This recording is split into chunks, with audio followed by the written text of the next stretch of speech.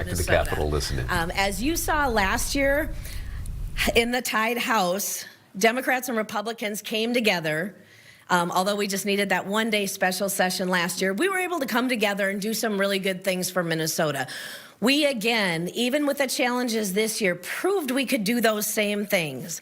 A lot of what you have already heard, and I will just touch on, gives that affordability relief for Minnesotans that people have been desperate for. The way that affordability works is, first of all, the fraud prevention that we've been able to put into law already this year. With finally being able to pass the Office of Inspector General, we are sending a clear message to Minnesotans that, first of all, we value your tax dollars and we don't want them going out in fraud and waste anymore. That is because of the push of House Republicans and House and Senate leaders coming together and pushing that forward finally. And I'm proud of the work that was done. That should be on the governor's desk at any moment for signature. So part of the affordability is saying, Governor, leaders, let's come together and make Minnesota more affordable. I'll touch on the other things. I do want to mention, though, that we are scheduled to go back on the House floor at 2 o'clock, so this is going to have to be condensed. I'll kind of pull that together for you.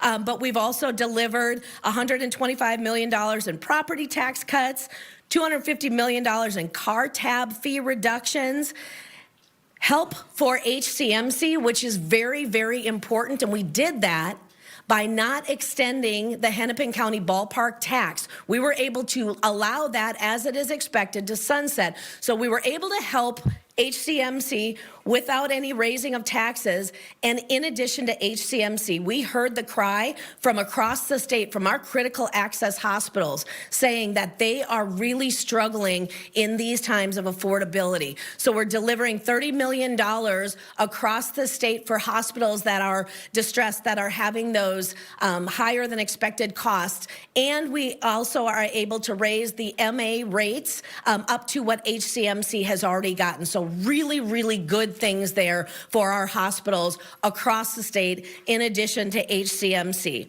We've been able to help businesses with conformity.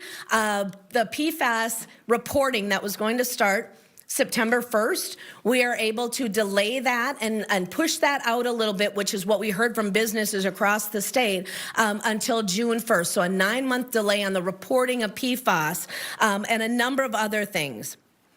We were also able to secure school safety dollars that we know are going to be very, very important. Those are going to include anonymous threat reporting, school-linked mental health, which is absolutely a need across the state, mobile crisis teams, and we were able to secure that funding for our schools, in addition to safety funding from, as we heard, for public officials, when you're thinking the judicial branch, elected leaders, and then additional improvements to the Capitol security around the campus too.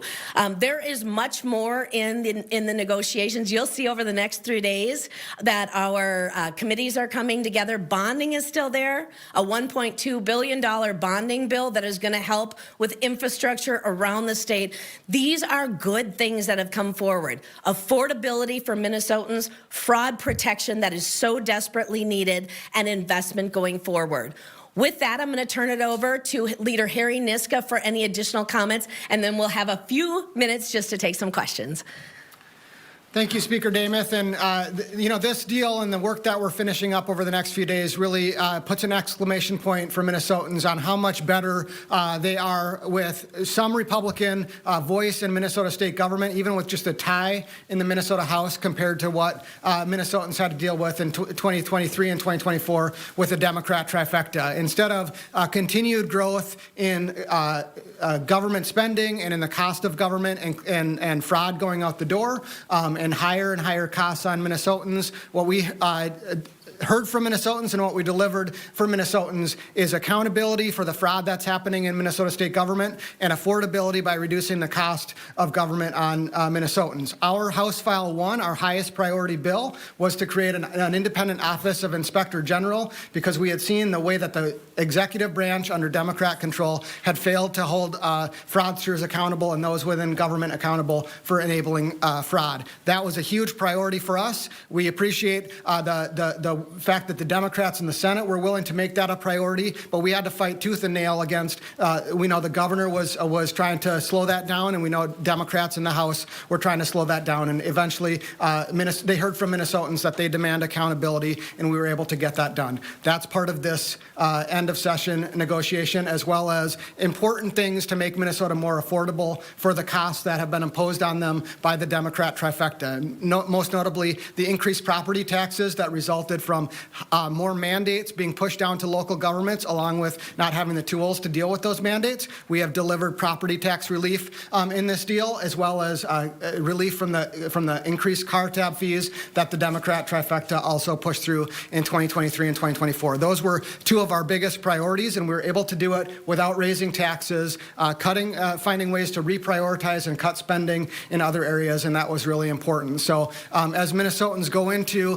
the fall, into this next election season, I think it's important for them to understand how Republicans having a seat at the table, having a voice here in St. Paul, have been able to deliver results on accountability for those who are committing fraud and affordability to make your lives better. Those were our top priorities, and we were able to deliver on them. So we're happy to take questions. Speaker Demuth, the license tab fees I know have been a priority since 2023.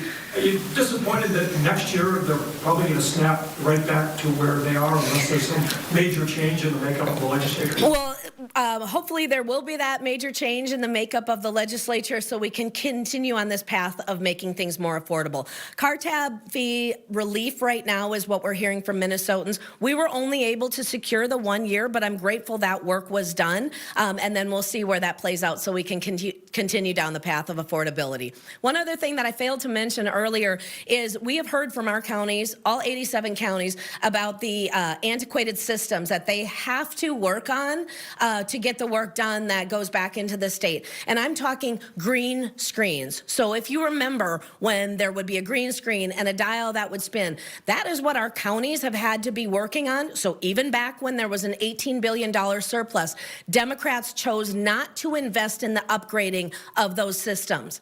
House Republicans at the table, and I will speak very highly of our Ways and Means Chair Torkelson, fought for this. Some dollars last year, additional dollars that will help with the modernization. That is something that our counties have been asking for year after year, and it is also a fraud prevention measure because when we improve the IT, it gives an opportunity for less fraud to take place because of unforced errors because of the systems.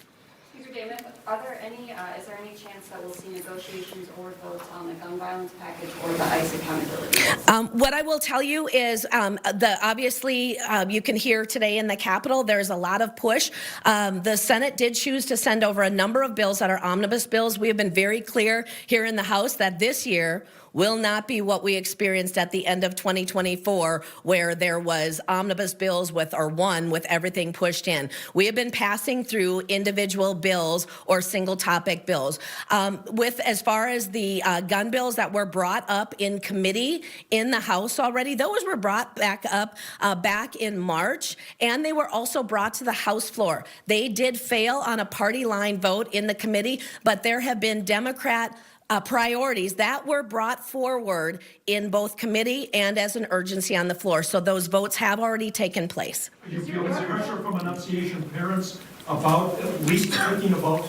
You know, I think when we look at the fact that I had said early on that as bills are introduced, they will go through the committee process, and I have held tight to that promise. Those bills did not continue going through the committee process because they fell on a party line vote in the committees. What has gone through, which is part of the package, is the anonymous threat reporting, and that is important for families across the state. The mental health supports that is important to parents and schools and students across the state. Those things are moving through. What I will also mention is as we looked at that public safety official package for judicial, the Capitol legislators, that came through both chambers without any type of gun bans at all. That was not part of the topic, but what was looking at ways of how could we improve the safety. That's the approach that we've taken on schools too.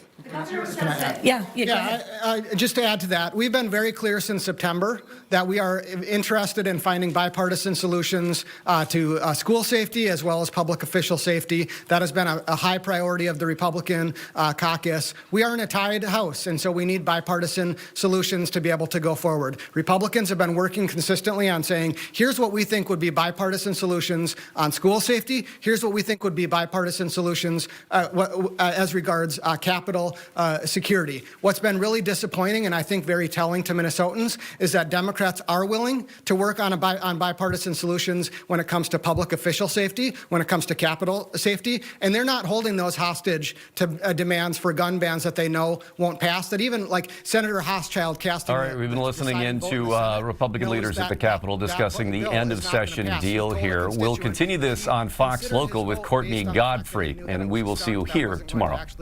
Pass through the House.